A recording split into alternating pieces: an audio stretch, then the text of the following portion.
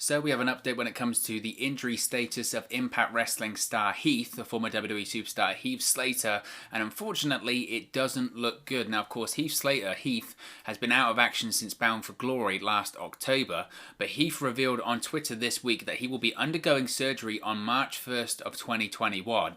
Now, that might surprise you considering you would say, well, didn't he get injured in October? Why has he had to wait this long? Well, in a video posted on his Twitter account, Heath revealed that he has a sports hernia on the left side of his pubic bone, another hernia on the right side, and a rip on both sides of his abdomen wall. So it's a really serious injury, and his abductor muscle is completely torn off the bone. Now, it was back in October, as I mentioned, when Heath was injured during the Call Your Shot Battle Royal at Bound for Glory for Impact Wrestling. Now, as I mentioned, the former WWE Superstar also explained that it took so long for him to get the surgery done. The reason why it took this long was because of how hard it was to actually find a doctor who was willing basically to fix all of these injuries at once. Now, of course, Heath made his Impact Wrestling debut on July 18, 2020 at Slammiversary last year after being released by WWE in April due to the budget cuts associated with the ongoing pandemic. Now, as I mentioned, that doesn't look good, does it? I mean, frankly, look, he hasn't wrestled, as I mentioned, since October. His last appearance for Impact Wrestling came on the 17th of November, that edition of Impact Wrestling where he was laid out backstage by Eric Young and Joe Doring of Violent by Design. When do we expect to see him back? I would suggest at this point, I mean, he's getting surgery on the 1st of March, later this year probably. I would be thinking around September, October, November. I mentioned this at the time. When we spoke about Heath's injury here on the channel, we knew that all that we knew at the time was that it was a hernia. Now, the issue is, when it comes to hernias, is that they can either be relatively mild, and you can even work through a hernia. Eventually, you have to get it fixed. But hernias sometimes can be one of those injuries whereby, look, you don't actually have to get the surgery for a while. You can rehab it, you can work through the pain, you can do whatever. Where on the other side of things, like Heath here, you can have a hernia that can be incredibly serious. They can have really, really damaging effects. You've got to have surgery. You can be out for a while. Roman Reigns is a great example. Do you recall in 2014, right? This was just as he was starting to get the big push into sort of the main event WrestleMania scene. What did he have? He had a hernia, and he had worked through it for a while, but then eventually it got to the point where he had to have emergency surgery, and he was out until December of that year. Now, what was interesting in that period of time is I think he had the surgery in sort of September, October, around that period of time, and he was back by December. So sometimes you can be back quite quickly. In this case, when it comes to Heath, I don't know if that's going to be the case, purely because, as I mentioned, I mean, we're talking about 3 separate injuries here, and we're talking about serious injuries. And we're not talking about just one hernia problem. We're talking about, a hernia on the left side of the bone, a hernia on the right side, a rip in the abdomen wall, and most importantly, actually, his abductor muscle is completely torn off the bone. So they're going to have to reattach that. It's a similar injury to what The Rock had at WrestleMania 29, where he got injured during that match with John Cena, and he was off of shooting a movie for at least a couple of months, and that was just shooting a movie. That's not getting in the ring and having matches and taking flat back bumps. So I would suspect that Heath will probably be out of action, I would say 3, 4, 5 months. 3 months would be a really quick recovery, in my opinion. I would think it's more likely to be a 4 or 5 months sort of situation. If that is the case, when would he return? Well, March, April, May, June, July, August, September. I would say I would probably think he'll be back around August, September, October, as I mentioned. These things take time. Especially when you're having several injuries at once. Now, was it probably the right thing for him to do to wait a bit of time to find the doctor? I would think so. Because he knows in this situation, look, I've got 3 separate injuries. They're all around the same area, but they're 3 technically separate injuries. I can get one done, or I can get the muscle put back to the bone, but I still got those problems. I'm still going to have to fix that. And sometimes in those cases, it'll be a case of you go into surgery, you get one thing done, and then you have to go back into surgery to get the other things done. I think it's wise of him to take a bit of time, find a doctor that's going to do everything at once, because then it's just done, isn't it? Then it's just done, and he can focus on rehab, he can focus on getting back to the ring. What is so frustrating for him, and as a fan of Heath's work, is that he was, I think, and we don't know, this is just speculation on my point, but I think he was in line to do something very, very big in Impact Wrestling. Look, Heath had been with the WWE for so many years, over 10 years he had been with that company, and he had his moments, whether it was part of Nexus or anything like that, but ultimately, he was a comedy guy, and he was on the lower part of the card. If he ever got to the mid card, that was a good spot for him. And ultimately, WWE had decided what they thought he was capable of, where his ceiling was, what use he was to the roster, and it was one of those guys that maybe he should have left WWE earlier on, and maybe he should have tried to do something different earlier on. But you have to remember, he had been with the company over 10 years, if you're including developmental. He was well liked backstage. He never had any problems or anything like that. And maybe it was just a case of it's not just a gimmick. He does have children. WWE was a surefire paycheck, and he might have had a good contract, whatever. But once he was let go by WWE in April of last year, then as myself as a fan of Heath, I think a lot of people thought this as well, thinking, right, this guy has been under the WWE umbrella for so long. He does have talent. We've seen that talent on several occasions, whether it was tagging with Rhino, whether it was part of the Nexus, or whether it was whatever he's done, he's always made the most of it.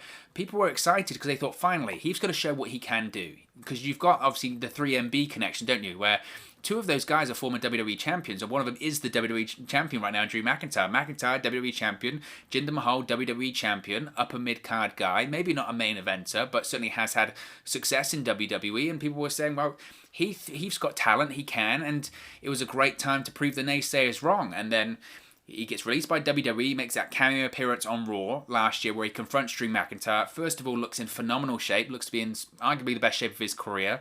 Cuts a great, serious promo, one of the best promos of 2020. I said it then, I'll say it again.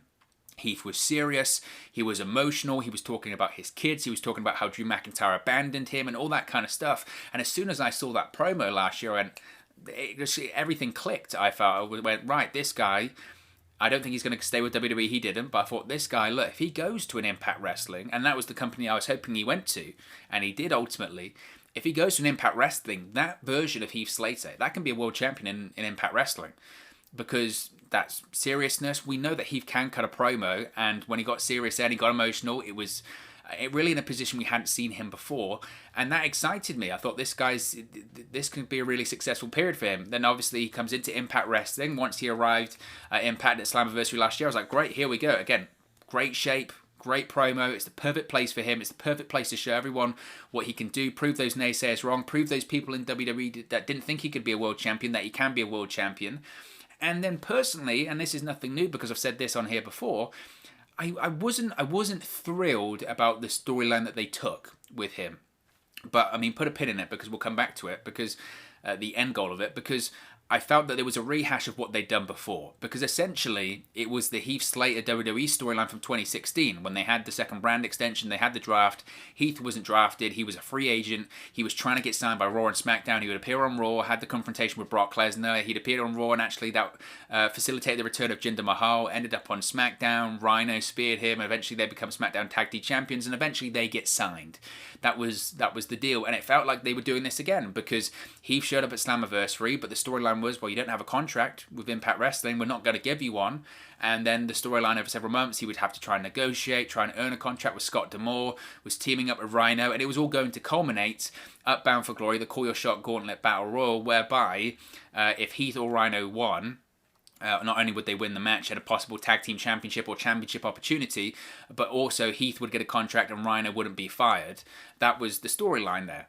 And it did feel a bit like, well, you're doing something that was done 4 years ago, and I wasn't thrilled about that. But what I was excited about, what I did think it had potential, is I did feel that they could be planning something a little bit special at the end of it.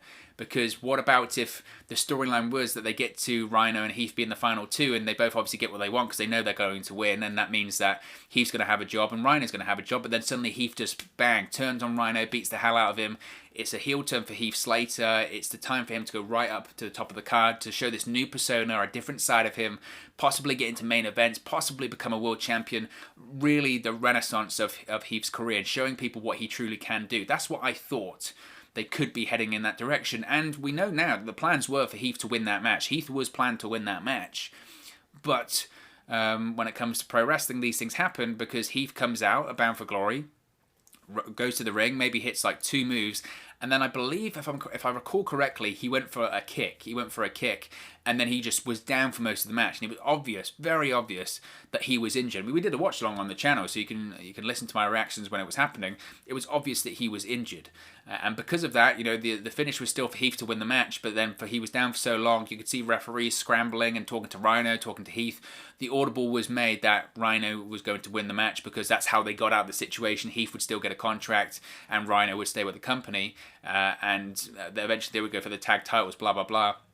So that was frustrating for a fan because you felt like, oh, maybe they were going to go. And I don't know if they were going to go for the storyline that I just pitched, but it felt like a bit of a missed opportunity there. And then on the subsequent episodes of Impact, Heath was there. They did the whole thing where he pretended he wasn't injured and all that kind of stuff. And I think at the time, the feeling was Heath, had a hernia. He was going to get surgery on it. It would probably a couple of months of rehab. He would probably, back in October around time, he would probably be back now. That was the hope, is that he'll get the surgery 2-3 months out. He'll be back around February, maybe early March, that kind of period of time. It's not the case, because as sometimes is the case with pro wrestling injuries, once they started to see doctors and started to have scans and all that kind of stuff, you realise actually the injury is way worse than what was originally thought. And that's the case with Heath. And now it's got to the point of, it's been since October. So October, November, December, January, February. It's been 4 months and he still hasn't had the surgery. So any comeback that he wanted to have has been delayed by 4 months, and it's a more serious surgery because you're fixing 3 issues at once. It's going to take time. So from a fan's point of view, it's obviously disappointing, and from a Heath point of view, I really sympathise with him, because going to Impact was meant to be his big chance to prove what he was capable of. Going to Impact was meant to be his big chance to really prove to all the naysayers what he was really able to do in terms of being a main eventer, in terms of being possibly a world champion in Impact Wrestling. That's what this whole thing was about, and ultimately, because of this injury so far, that's just put everything on hold. So it's frustrating, but these things unfortunately happen in pro wrestling. When it comes to what's Rhino going to do in the meantime, because obviously he was Heath's tag team partner. Well, they pivoted. Obviously, they continued. They did this feud with Violent by Design. He was taken out by Violent by Design. He was teaming with Jake something. Was teaming with Tommy Dreamer for a little bit as well. So Rhino will be fine. He'll still be involved in that. I still did think that they were aiming that Heath would be able to come back and then he would team with Rhino and take on Violent by Design. The thing is now, isn't it, that the pro wrestling landscape in terms of storylines, what's going on, plans, it all changes so quickly, doesn't it? So by the time that Heath does return, maybe Violent by Design aren't even a thing anymore. Maybe they decide to go in a completely different direction. Maybe when Heath returns, he just immediately turns on Rhino. That kind of stuff, saying, look, you stole my victory from me, you stole my trophy away from me, you stole my title shot away from me, all that kind of stuff. There is ways they can get around it. There's ways certainly they can get around it. As I mentioned, it's just obviously incredibly, incredibly frustrating for Heath. As I mentioned, they thought that this was going to be a real big moment for him. I really did feel like they had something big planned for him at Bound for Glory or just after Bound for Glory. Obviously, not the case, and frustrating, but I'm sure he'll come back, he'll recover, and he'll be better than ever. I've got no doubts in my mind about that, and it absolutely is the right thing in my point of view that he would be getting everything fixed at once. Because if he doesn't, he's only going to have to rehab and go back to more surgeries anyway. So it's the best thing to do, to take his time, find the right surgeon, get everything fixed at once, and he'll be back better than ever. And again, I still have no doubts in my mind that he'll come back and he'll be he can be something big in Impact Wrestling. I have no doubt in my mind about that. Hey guys, thank you for watching, listening, streaming, or however you come across this video today. Be sure to click on the video on the right there to watch our next video, or click the bottom there to subscribe, or the bottom right hand corner. Thank you very much, and I'll speak to you again very soon.